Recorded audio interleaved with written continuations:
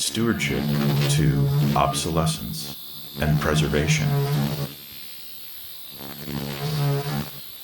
Listening to specimen music through Yerkes Observatory's Refractor and Reflector telescopes.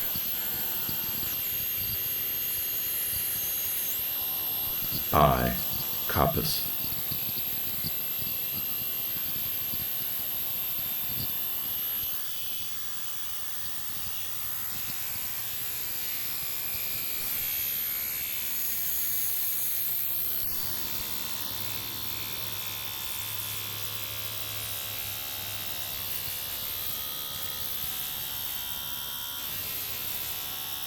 Testing. 1. Testing. Testing. Testing. Testing. 1, 2, 3. 42.570 degrees north. 88.5563 degrees west. The clock is winding down.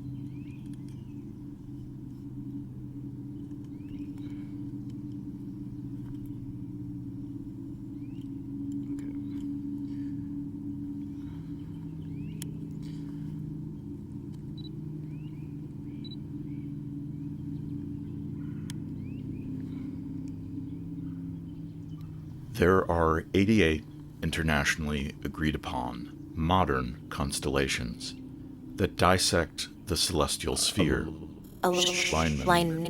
Their borders are not arbitrary, but rather the result of consideration of centuries of cultural and scientific activity and record.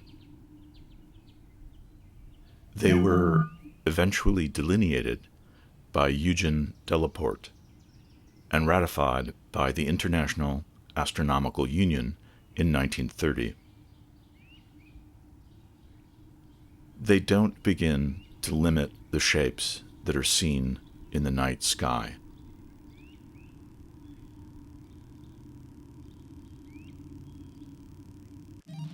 Meanwhile, the clock is winding down for the Yerkes Observatory.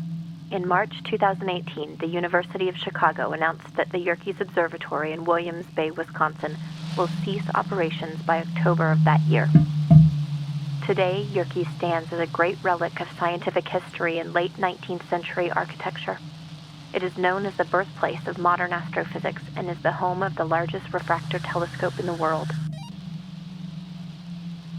As of May 2020, its ownership has been transferred to the Yerkes Future Foundation.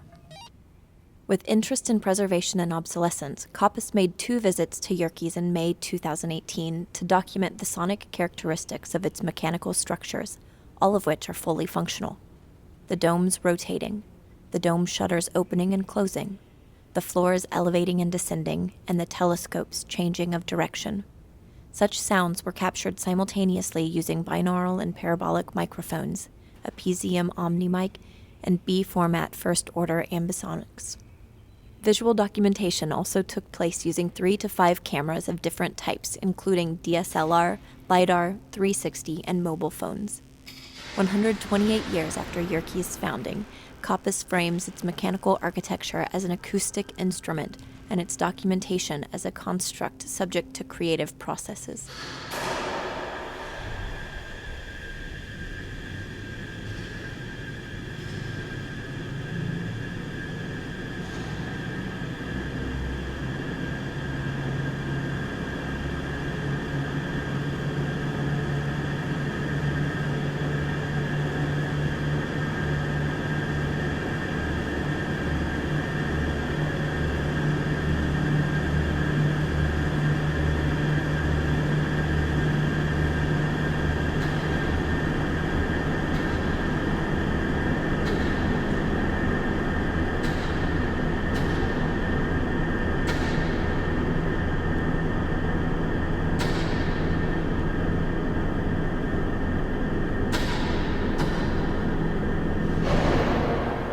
case study,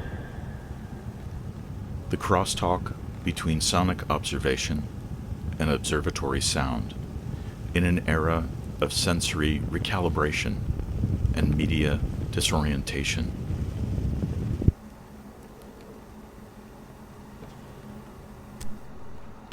How do the latest audiovisual devices preserve a space that is obsolete?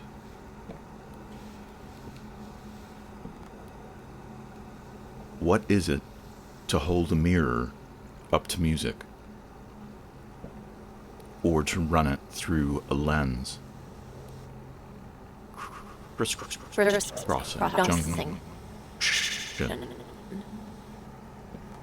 Coppice's glossary of study in bellows and electronics, and in physical modeling and modular syntheses, inspect obsolete musical instruments and devices through processes of phonofixation, audio recording through the use of microphones, and photo generation, audio production through the use of synthesizers, documentation and representation, respectively.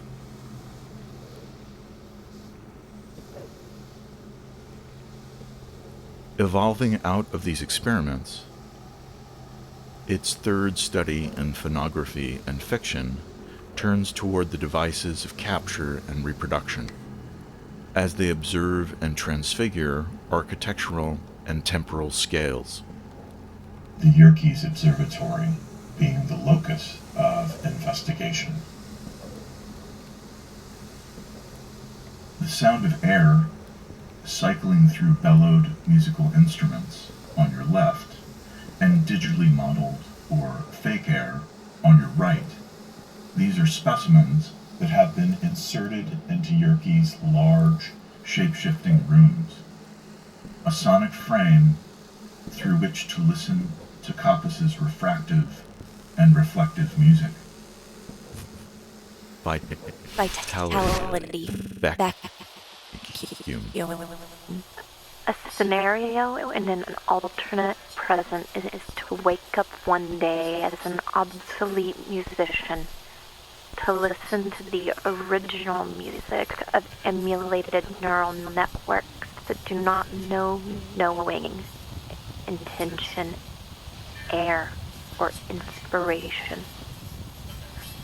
Another scenario is to wake in the middle of the night as an obsolete scientist, denied to see through telescopes into a night sky nonetheless obscured by light pollution. Yet another scenario is to wake up to coordinated universal time as an astronaut, to catch an unheard golden record from drifting in space. These scenarios are, to a certain degree, based on true stories.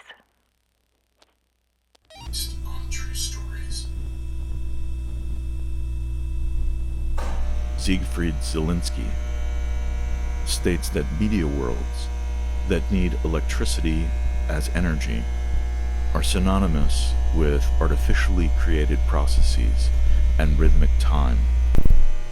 The nomadic existence of contemporary alchemists working in the electronic arts has both logistical and economic rounds. They go to the places that offer well-equipped laboratories for their experiments and spaces of freedom, where for a time they can present and install their unstable or ephemeral works. What happens when the time comes for these well-equipped laboratories to become obsolete?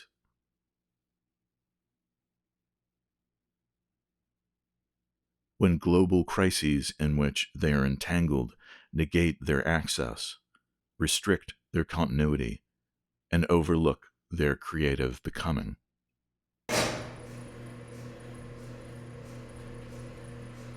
For John Durham Peters, obsolescence is distinct from disappearance or destruction, as it is precisely the persistence of the thing in a straitened, or muted role, not its vanishing, that defines obsolescence. Things are obsolete when they fall out of love or out of use, not when they cease to exist. To hold old time, we need to treasure old media. What are the persistent coordinates of music in a world of ubiquitous technological mediation, whose built-in obsolescence comes at the cost of finite environmental resources and biological extinction? Listening for musical essence amidst media obsolescence is an act of self-preservation and seeking. The identification of music through time with intention to draw agreement with its source.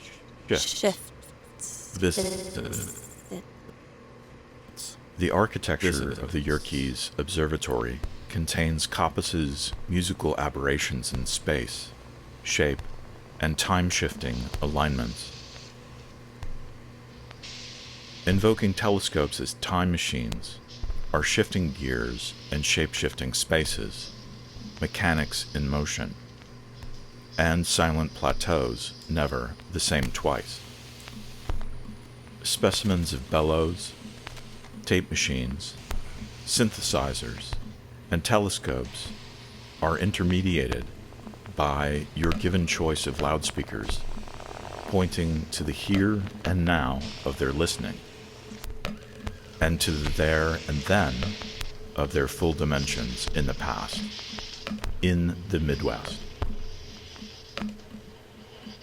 This music pulls into the moment, against the inertia of the slow cancellation of the future, toward a horizon of no gravity, where it is not all sonic, where fixity is not stability, and where ambiguity is an accuracy signal. Music's domain can be said to be primarily time, and secondarily sound.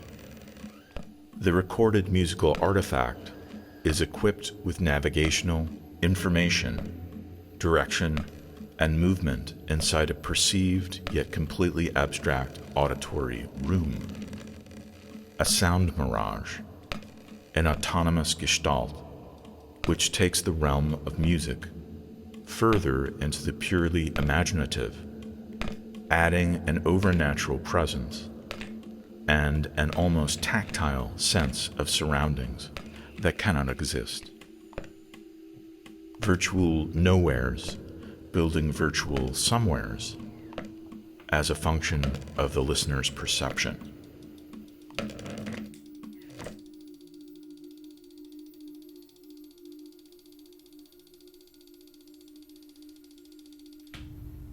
Would the listener realize fictional music? Did documentation approximate the fiction of preservation, holding space?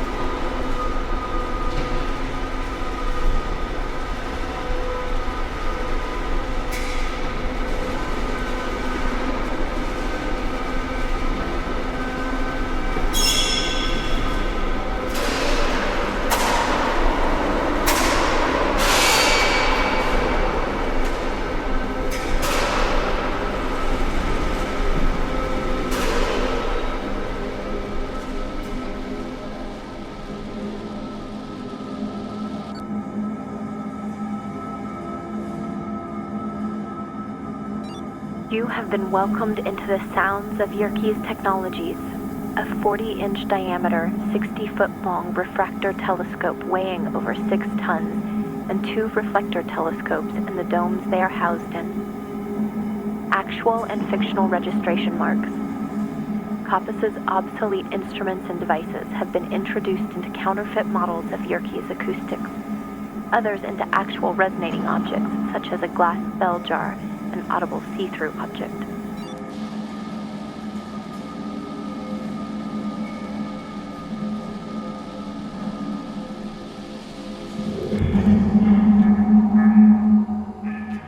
Obsolescence sounds novel, filtering sounds like an object.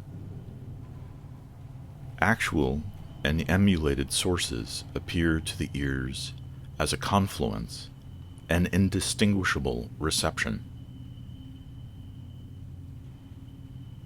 Documentation can be understood as a series of events taken out of their linear contexts, frozen and transcoded into happenings, to transcend history and to be used as a memory of it.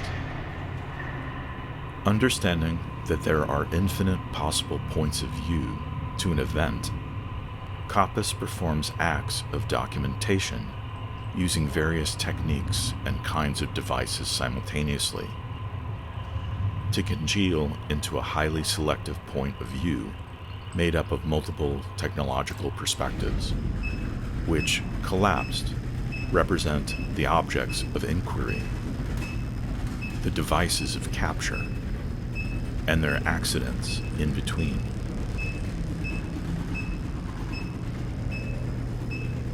The documentation of spatial and technological events, fragmentation, has become resource for a configurable documentary experiment of historical rooms that are obsolete machines.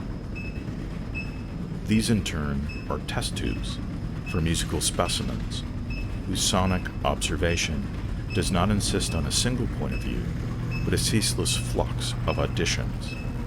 This is regardless of stereo's obsolete coordinates for music, or the temporary contracts of sound fidelity and definition.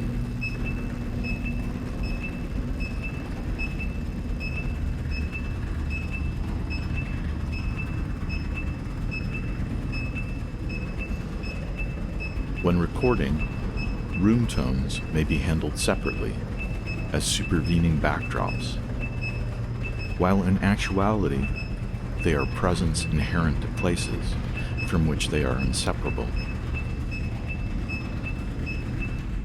Yerkes mechanics and room tones are presence carriers that merge with those which you are. Diaphaneity. Sidereal. To listen through Yerkes Observatory's telescopes is to report the long-distance realities of documentation. The scaling down of boundless dimensions to its quantified image, and the scaling up of music's course through time and memory.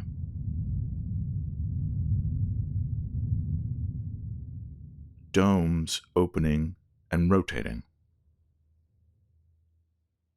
Floors elevating and descending. These are controlled mechanical movements that echo the celestial and mechanical movements that key us into time's measures. Their sound collapses tenses and collates the ephemeral and the historic to pose a translucent question.